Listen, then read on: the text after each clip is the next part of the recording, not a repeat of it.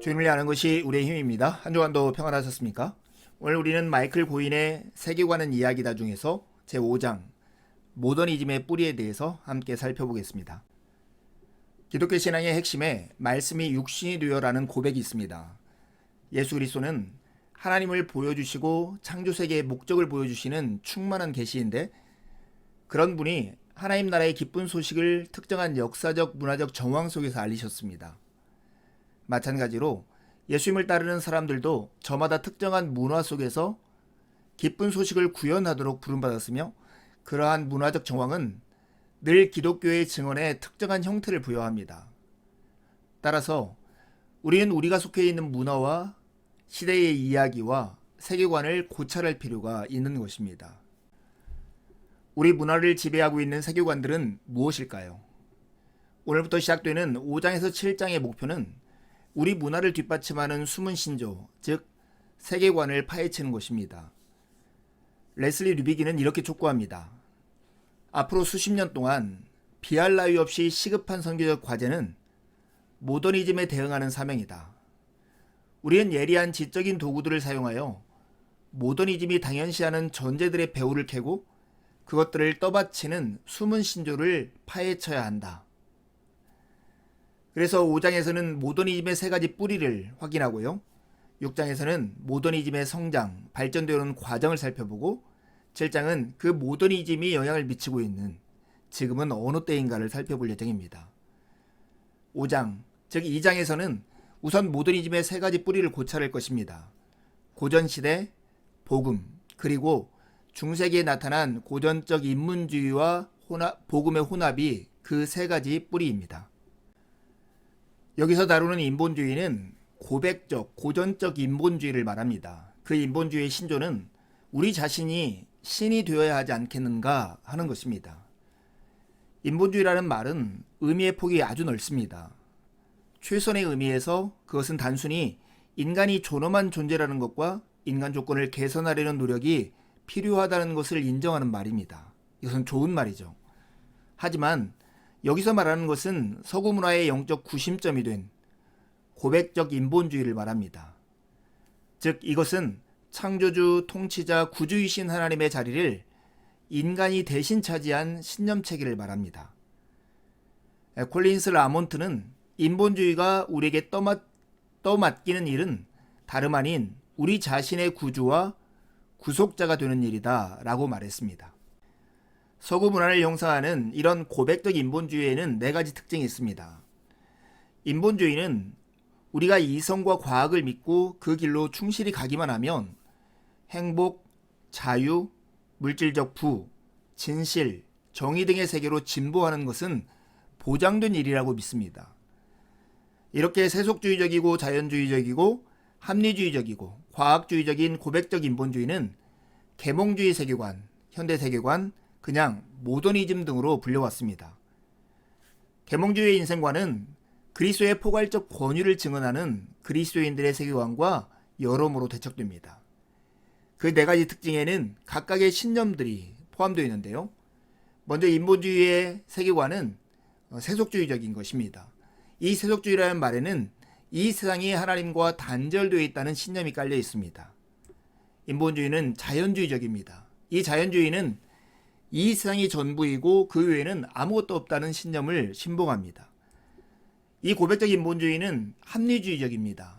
이는 인류가 신노릇을 하는 일을 인간의 이성으로 능히 해낼 수 있다고 하는 굳은 신념이죠. 고백적 인본주의는 또한 과학주의적입니다. 과학주의의 기초는 이성이 자연을 정복하고 관리하고 통제할 수 있다는 신념인 것이죠. 모더니즘과 복음은 뜻밖에도 깊은 연관이 있습니다. 모더니즘의 발전은 기독교 세계관과 고전적 인본주의 세계관이 오랜 세월 상호작용을 하면서 이루어졌습니다. 고전적 인본주의의 뿌리는 이교 그리스 문화였고 예수님이 태어나신 세상도 그러한 인생관에 젖어 있었습니다. 그분은 복음으로 다른 포괄적 세계관을 내놓으셨죠. 그러나 복음은 늘 문화적 형태를 띠는 경향이 있기 때문에 초대교회는 기독교 신앙을 고전적 인본주의에 존재하던 문화적 용어로 그리고 형태로 구현하고 표현했던 것입니다. 그래서 아이러니하지만 모더니즘, 즉 고백적 인본주의를 형성해 온 것은 다분히 기독교 이야기입니다. 마이클 폴라니는 지난 2세기 동안 서구 문화의 모더니즘이 급등한 것은 복음이라는 산소 덕분에 고전적 인본주의가 점화되어 타오른 결과라고 말을 했습니다. 이야기를 해나갈 때 이야기의 주인공이 누구냐에 따라서 관점이 달라집니다. 우리는 이 세계관의 이야기를 할 때 고백적 인본주의를 주인공으로 삼을 것인지 아니면 복음을 주인공으로 삼을지에 따라서 구성이 달라지는 것이죠. 아프리카 속담에 사자들 중에서 역사가 나오기까지는 사냥꾼이 늘 이야기의 주인공이다 라는 말이 있습니다. 그동안 통상적으로 서구의 역사를 말해온 방식은 결코 중립적이지 않습니다. 고전, 중세, 현대, 포스트 모던 이렇게 구성하는 것이 어떤 특정한 신념에 기초해 있다는 것이죠.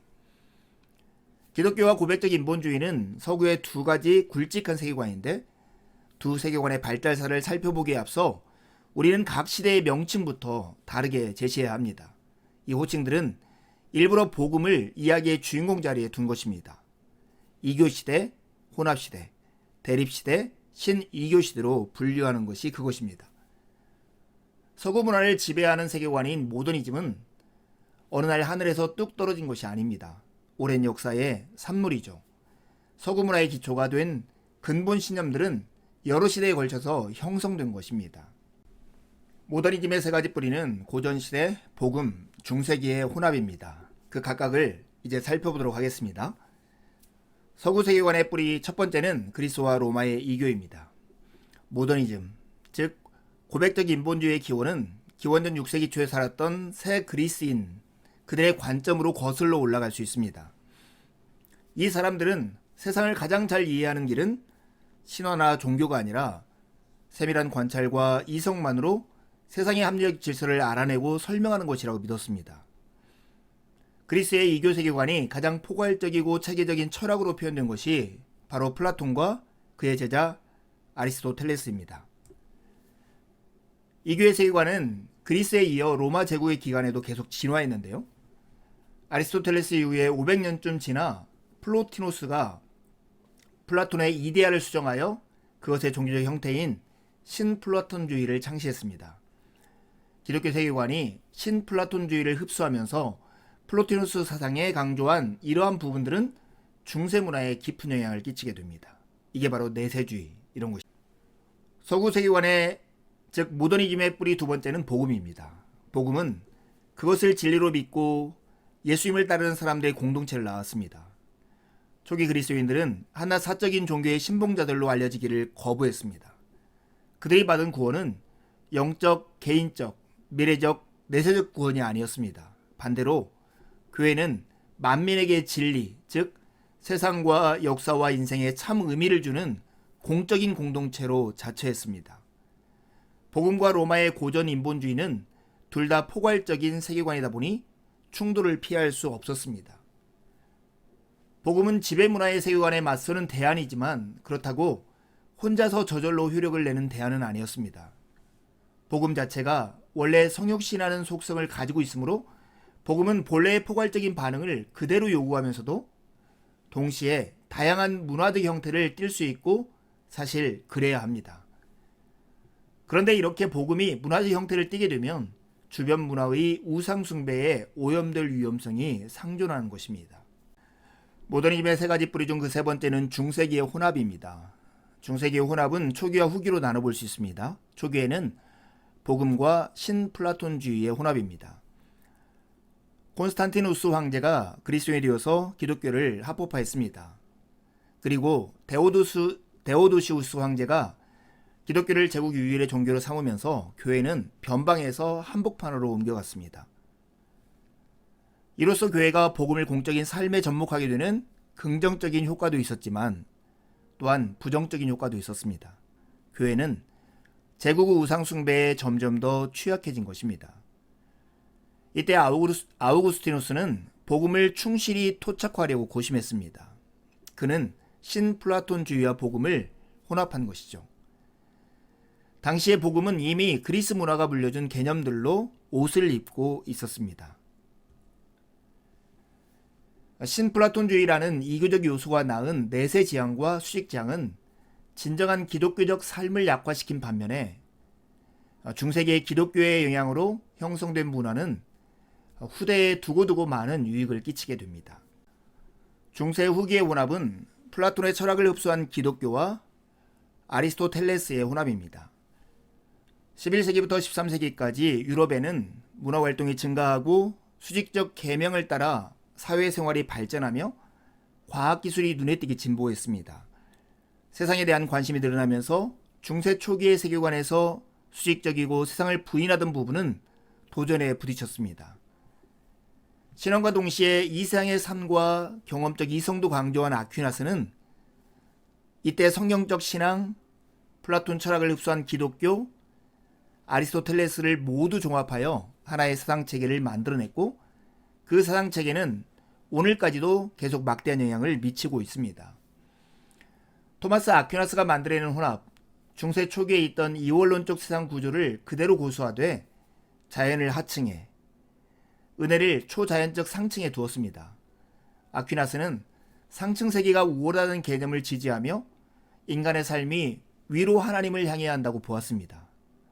동시에 우리의 현세, 육체, 사회생활과 문화생활, 경험적 이성 등이 선하다는 것도 그는 인정했습니다.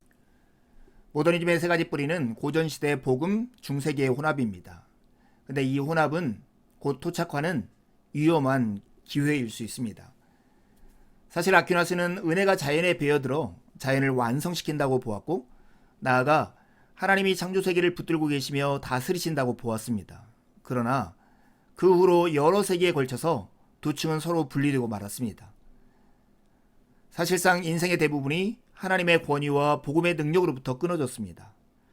이성은 신앙과 분리되었고 혼자서도 충분해진 자연은 그것을 붙들어주시는 하나님의 말씀과 분리되었으며 인간 사회는 기준을 주시고 명령하시는 하나님의 말씀과 분리되었습니다. 이 분리가 곧 세속주의의 씨앗이 됩니다.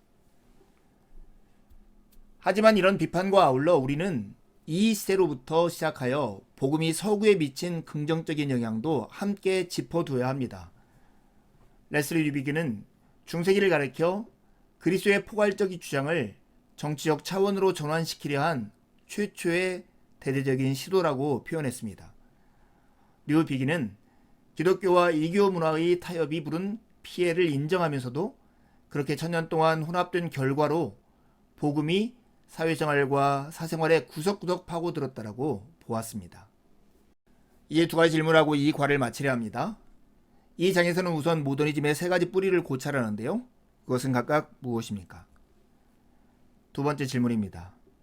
저자는 혼합, 곧 토착화가 가져온 부정적인 것들을 비판하면서도 동시에 긍정적인 영향도 있다고 말합니다. 여러분은 이에 대해서 어떻게 생각하십니까?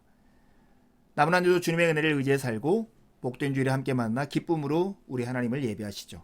감사합니다.